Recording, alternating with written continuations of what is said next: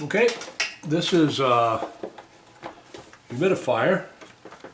It's a KAZ is the brand, KAZ. It's a model V3100 humidifier.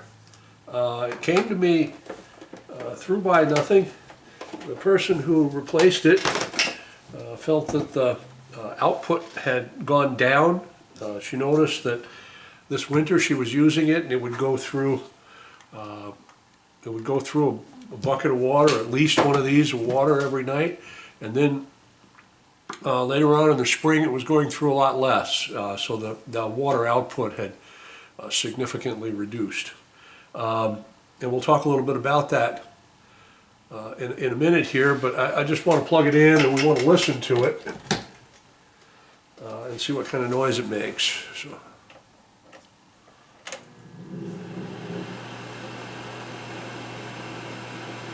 that's a sound of sounds like a squirrel cage motor running nicely. I'm going to turn it down to low speed.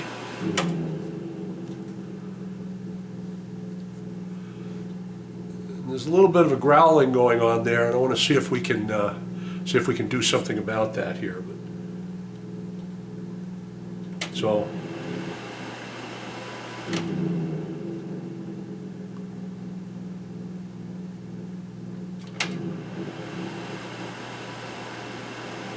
Well, it's putting out a nice volume of air. Fan seems to be working okay. But if nothing, maybe it could deserve a little bit of lubrication on the fan bearings. These run pretty much continuously when they're running. So we'll set this aside. This is an evaporative humidifier, meaning that there's a filter that sits down in here, and it's called a filter or a wick. And the reason is this tray fills up with water, and then this wick sits here and brings water up into it. So this fan pulls air in through these vents, through the wick, which picks up moisture and sends it out the front of the machine. So that's the way they work. The water will hold, warm air will hold more water than cool air. And so if in the winter, your radiators are up high and it's real dry air in your space, then your air will hold a lot more water. As the air is a little cooler, maybe as in the spring you tolerate a little more cooler temperature, that cooler air won't pick up as much water. So for the same amount of air that's moved through the wick, hot, dry air will pick up more water than cooler air with the same amount of moisture in it. And if the cooler air already has more moisture in it, then it will hold even less water. So it's natural to see the amount of water that an evaporative cooler uses go down as the temperature in the room maybe gets a little cooler and the air just can't hold as much moisture. So I don't know that we'll find anything wrong with this device other than that little rumble I just talked about. But I figured I'd cover that here before we get down the road. So having said that, I will open this up and we'll have a look.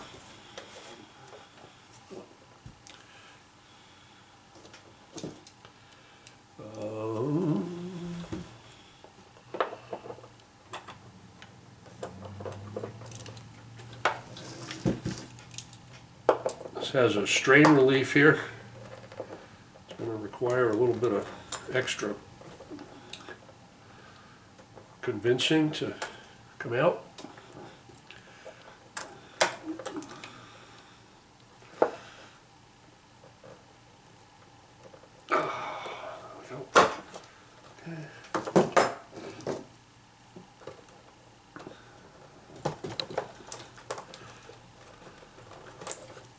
All right, we'll set that aside. take some screws out.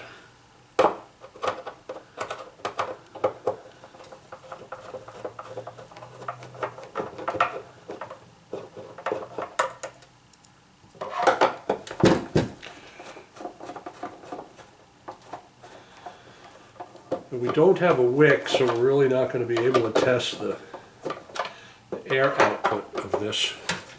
It's not uncommon.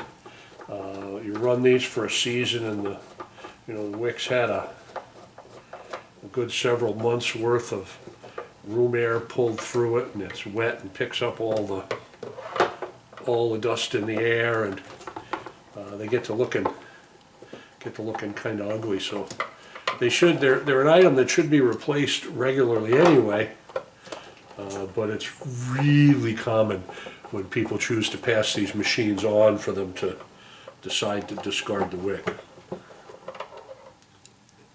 And I get it, because they're kind of icky looking, but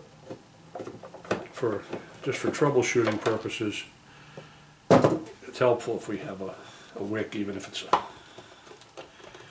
dirty one. All right, here we go. Now, how much of this I'm going to be able to take off? Here we go. There we go. Okay, all right.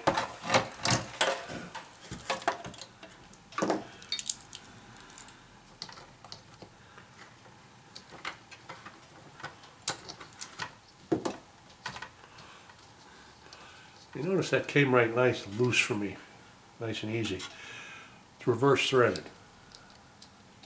Sometimes we forget that. It won't work. Although I have it open.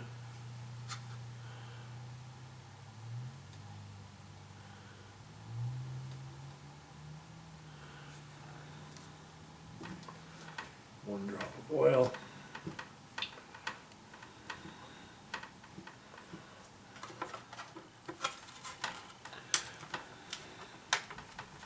For at least dropping the cover, so I can see some more.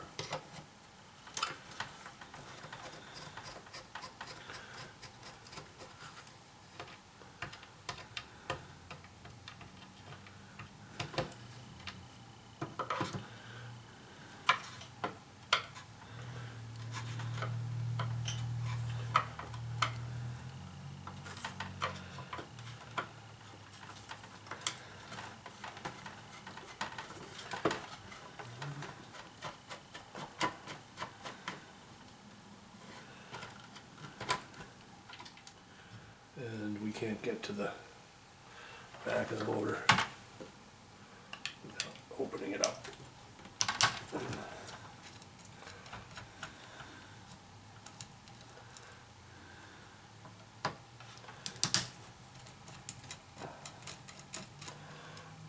Normally these don't require any lubrication. I know.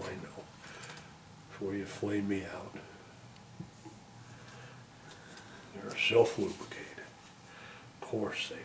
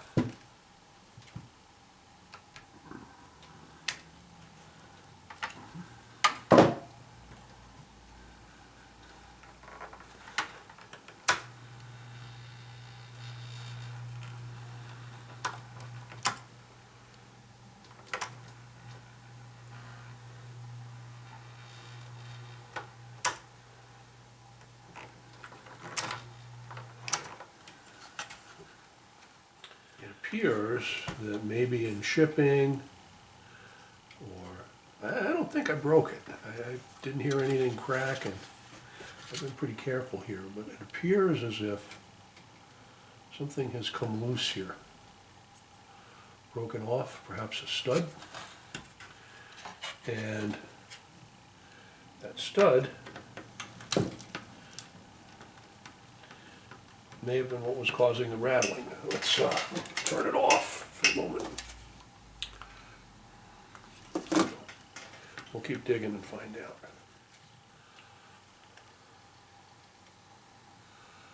I did not tighten that at all, but whoever it is that did,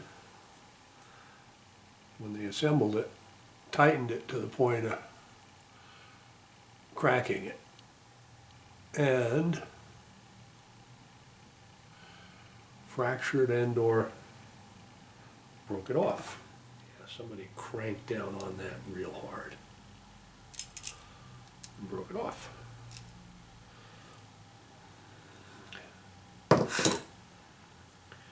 And again, because the motor was spinning rapidly, it would kind of equalize itself and it wouldn't vibrate and it wouldn't oscillate. But because when it was moving slowly, it was doing this, it caused this vibration damper point to resonate, and that's what was making the was making the rumbling sound. So, interesting. I guess I didn't pick up on that as I was taking it apart. As I was putting it back together, I realized that this wasn't where it needed to be. Since this goes all the way through, the screw that was used on that stud is just barely long enough to make it through the stud. But if we look inside the hole where that goes, you can see that there's a nice piece of plastic going on there. That's probably big enough to get a self-tapping screw into. Okay, we're back. We've given this stud here a little bit of time to dry under some super glue. And we're going to see now if we can carefully fit the rubber bushings on top of the stud on both sides.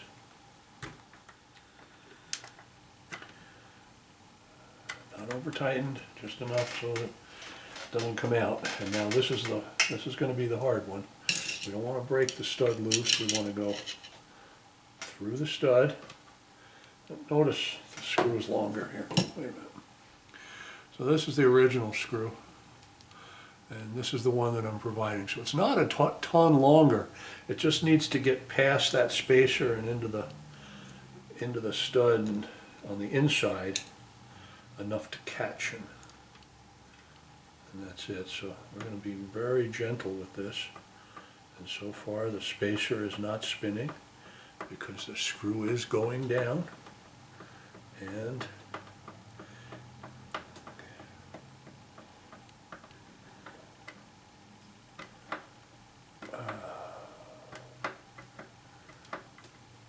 oh, that's nice. So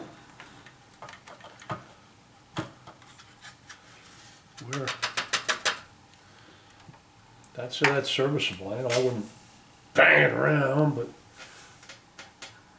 it looks pretty good.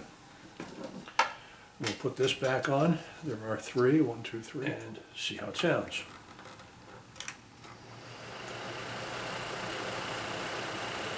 Fast speed, slow speed, no rumbling. So we had a false alarm there. I guess I thought it could have been this. It could have been wobble in the fan causing it, but turned out one of the studs that held the motor was broken. So we're going to put this back together and call it done. Pass it along.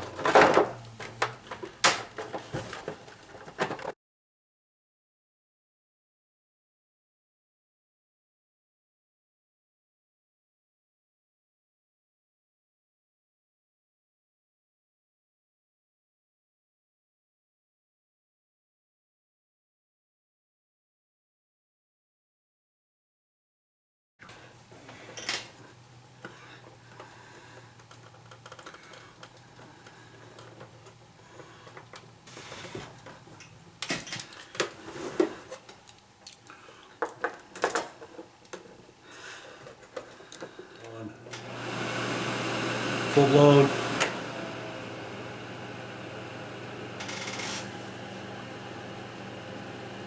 No rumbling. I call that done.